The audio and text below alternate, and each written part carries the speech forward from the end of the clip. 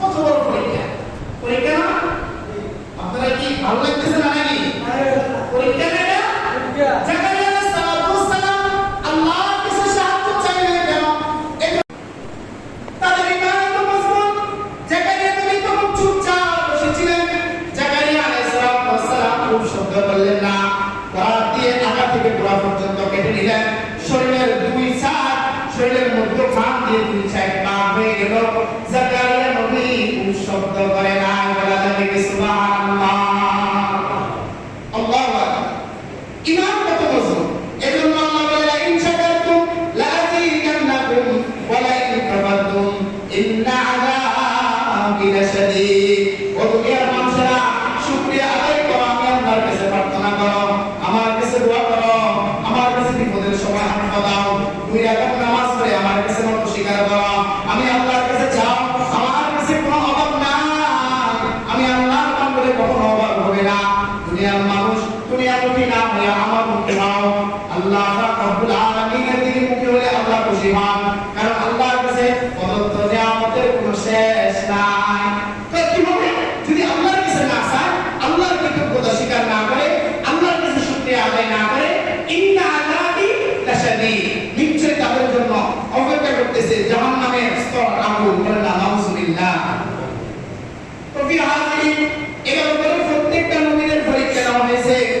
আল্লাহর হাবিব সাল্লাল্লাহু আলাইহি সাল্লাম যারা মুহাম্মদুর রাসূলুল্লাহ সাল্লাল্লাহু আলাইহি সাল্লামের শেষ নবী থেকে শুরু করে একদম আদম আলাইহিস সালাম পর্যন্ত যতজন নবী এই দুনিয়াতে এসেছে, এই দুনিয়ার তারা এসেছিল, তারা নিষ্পাপ নবীরা ছিল, নিষ্পাপ মাসুম বাচ্চার মতো, তাদের কোনো গুনাহ নাই। আল্লাহর অন্য নবীকে আল্লাহ রব্বুল আলামিন বারবার পরীক্ষা নিয়েছেন। আল্লাহর কোনো নবীর পরীক্ষা বাদে কোনো নবী জান্নাতে যেতে পারবে না। আল্লাহ পরীক্ষা দেওয়া ছাড়া কেউ কি করবে না, জান্নাতে যেতে পারবে না। তো পরীক্ষা দিতে হলে কি করতে হবে? পরীক্ষা দিতে হলে ইয়া আইয়ুহাল্লাযীনা আমানুস্তাঈনু বিস-সাবরি ওয়াস-সালাহ। মানুষ দুইটা জিনিসের মাধ্যমে আল্লাহর পরীক্ষা তুমি হাসিল করতে পারবে। ফার্স্ট ডিভিশনে তুমি পাস করবে বিস-সাবরি ওয়াস-সালাহ। প্রথম এসেছে সবরের কথা, তুমি ধৈর্য ধারণ করতে হবে। বিপদে উস্কানি করা যাবে না, আল্লাহকে ভোলা যাবে না। বিপদের সময় জাকারিয়ার মতো চুপ থাকতে হবে, তাহলে আল্লাহকে পাওয়া যাবে। বিপদের সময় হযরত ইব্রাহিম আলাইহিস সালামের মতো চুপ করতে হবে, তাহলে আল্লাহকে পাওয়া যাবে। ইব্রাহিম আলাইহিস সালামকে সন্তান দিয়ে আল্লাহ পরীক্ষা করলেন, আগুন দিয়ে পরীক্ষা করলেন। যখন আগুনের ভিতরে ইব্রাহিম আলাইহিস সালামকে নিক্ষেপ করা হলো, ফেরেশতারা বারবার আসতেছে আর বলতেছে, ইব্রাহিম তোমার কি সাহায্যের প্রয়োজন আছে কিনা, তোমাকে সাহায্য করতে হবে কিনা? ফেরেশতারা যখন ইব্রাহিম আলাইহিস সালামের কাছে আসলো, তখন ইব্রাহিম আলাইহিস সালাম জবাব দিলেন, ওহে আমার ফেরেশতা ভাইরা, আমার আল্লাহকে, আমার মালিককে, আমাকে বানাইছে কে? আমি কি জন্য আগুনে নিক্ষেপ হইলাম? দুনিয়ার কোনো কারণে নয়, আল্লাহ প্রদত্ত দাওয়াতের কারণে আমাকে আগুনে নিক্ষেপ করা হলো।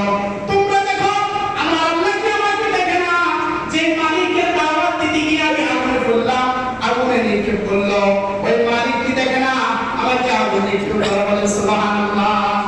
ঈমান কত মজবুত যে তোমরা আমাকে কি সাহায্য করবে, তোমাদের কাছে আমি কি সাহায্য চাবো, আমার মালিক কি দেখে না আমাকে আগুনে নিক্ষেপ করে? বলেন না সুবহানাল্লাহ।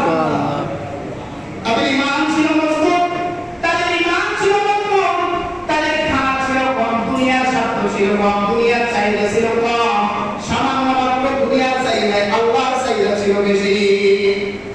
এজন্য বলি, সবসময় আল্লাহ প্রদত্ত পরীক্ষার জন্য প্রস্তুতি থাকেন। সামান্য বিপদে না পড়তে আল্লাহ শুধু আমারে দেখে, আর কাউকে দেখে না। আপনি কি বিপদ করছেন? আপনার তো পরীক্ষাই হয় নাই, আপনার তো কোনো পরীক্ষাই হয় নাই। পরীক্ষা তো হয়েছে নবীদের, পরীক্ষা হয়েছে নবীরা, যুগে যুগে নবীরা, আল্লাহর নবীরা যুগে যুগে পরীক্ষা দিয়েছেন।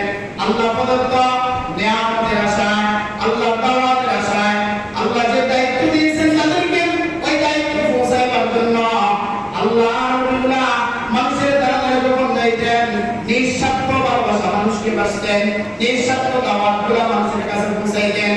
আল্লাহর নবী হযরত আইয়ুব আলাইহিস সালামের ঘটনা থেকে জানেন পরীক্ষা কাকে বলে, পরীক্ষা কত প্রকার, কি কি। হযরত আইয়ুব আলাইহিস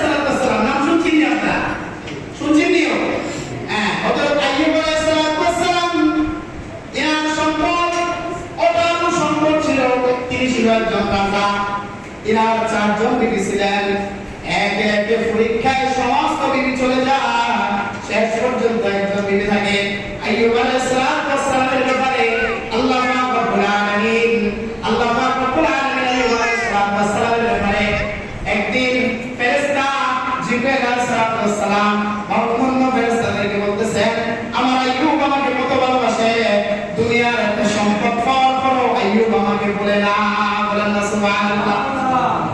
শয়তান এই কথাটা শুনে ফেলল। শয়তান যখন এই কথা শুনলো, শয়তান এই কথা শোনার পরে আইয়ুব আলাইহিস সালামের ব্যাপারে আল্লাহর কাছে শয়তান বলতেছে, ও রব্বে কারবা, আল্লাহ, শয়তান বলতেছে, আল্লাহ, আইয়ুব আপনি কিভাবে বলবে?